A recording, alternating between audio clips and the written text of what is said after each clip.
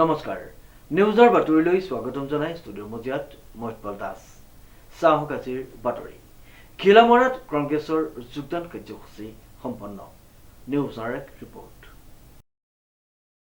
ঘিলামৰাত কংগ্ৰেছৰ যোগদান কাৰ্যসূচী শতাধিক এজিপি আৰু বিজেপি দলৰ পৰা কংগ্ৰেছত যোগদান দক্ষিণ ঘিলামৰা চিৰিং গাঁৱত এই যোগদান কাৰ্যসূচী সম্পন্ন হৈ যায়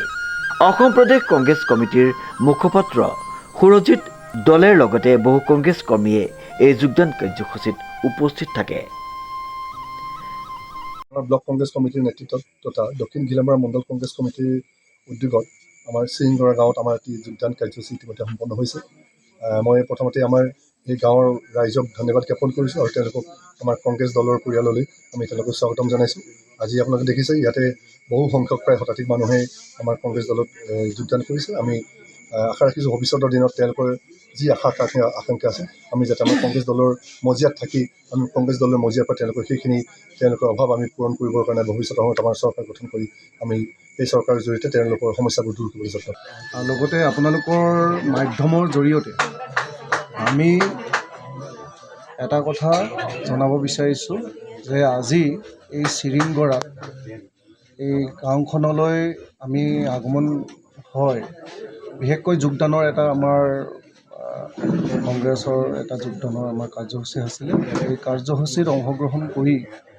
শতাধিক আমাৰ যোগদান হৈছে আৰু ভাজপা দলৰ পৰা ভাজপাৰ দলৰ যি কৰ্মকাণ্ড তাত অতিষ্ঠ হয় লোকসমূহে আজি ইয়াত যোগদান কৰিছে আমি অতি সুখী হৈছোঁ উৎফুল্লিত হৈছোঁ আনন্দিত হৈছোঁ আৰু অনাগত দিনত আমাৰ যিটো পঞ্চায়ত নিৰ্বাচন আছে সেই পঞ্চায়ত নিৰ্বাচনত আমি জয়যুক্ত হৈ আহিব পাৰিম আৰু জয়যুক্ত কৰাই আমাৰ ৱাৰ্ড মেম্বাৰৰ পৰা ধৰি আঞ্চলিক পঞ্চায়তৰ পৰা ধৰি আৰু আমাৰ ZPC জিলা পৰিষদৰ পৰা ধৰি আমি জয়যুক্ত হৈ আহিম বুলি আপোনালোকক আমি ক'ব পাৰোঁ আৰু আমাৰ দৃঢ় বিশ্বাস আৰু দৃঢ় সংকল্প আমি হৰা ৰাজনীতি নকৰোঁ আমি জিকা ৰাজনীতি কৰোঁ মই 2021 চনত ভাৰতীয় জাতীয় কংগ্ৰেছৰ পৰা ভাৰতীয় জনতা পাৰ্টিত জইন কৰিছিলোঁ আৰু ভাৰতীয় জনতা পাৰ্টিৰ যি স্বৈৰাচাৰী শাসন আৰু ঢকুৱাখানা সমষ্টিত যি 5% কমিশ্যন তোলা যি ৰাজতন্ত্ৰ চলি আছে এইবোৰ ক্ষেত্ৰত আমি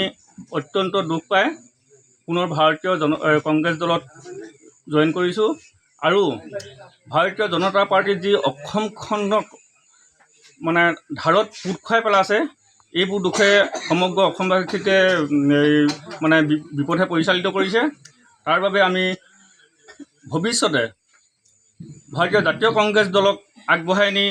ভাৰতীয় জাতীয় কংগ্ৰেছ দলৰ চৰকাৰ গঠন কৰিবলৈ আমি সক্ষম হ'ম বুলি আজি দৃঢ় প্ৰতিজ্ঞ আপোনালোকৰ গাঁওখন বিশেষকৈ একেবাৰে পিছপৰা উন্নয়নৰ পিছপৰা এই ক্ষেত্ৰত কি ক'ব আমাৰ গাঁওখন যাতায়াতৰ ফালৰ পৰাই হওক বা আজি খোৱা পানীৰ ব্যৱস্থাই হওক আজি ৰাস্তা পদূলিয়ে হওক দলঙে হওক একেবাৰে পিছপৰা আমি ভাবি আছিলোঁ যে বিজেপি চৰকাৰৰ দিনত আমাৰ দলংখন বা ৰাস্তা পদূলিখিনি হ'ব বুলি বহু বছৰ বাট চাই আজি 10 বছৰ পাৰ হৈ যাব হ'ল ভাৰতীয় জাতীয় জনতা পাৰ্টিৰ চৰকাৰ কিন্তু আমাৰ গাঁওখনত 10 বছৰৰ পিছত অকল 5 লাখ টকা এটা এআঁঠু ৰাস্তা বনালে সেই ৰাস্তাটো বৰষুণৰ পানীতে ডুব যায় গতিকে আমি আগন্তুক দিনত কংগ্ৰেছৰ চৰকাৰ গঠন কৰি আমাৰ যাতায়াতেই হওক আজি খোৱা পানীৰ ব্যৱস্থাই হওক এইখিনি আমি আমাৰ সুকলমে আমি সুবিধা পাম বুলি ভাবিছোঁ গতিকে আমি ভাৰতীয় জাতীয় কংগ্ৰেছ দলত জইন কৰিছোঁ জিন্তু কোচৰ ৰিপৰ্ট নিউজ নাও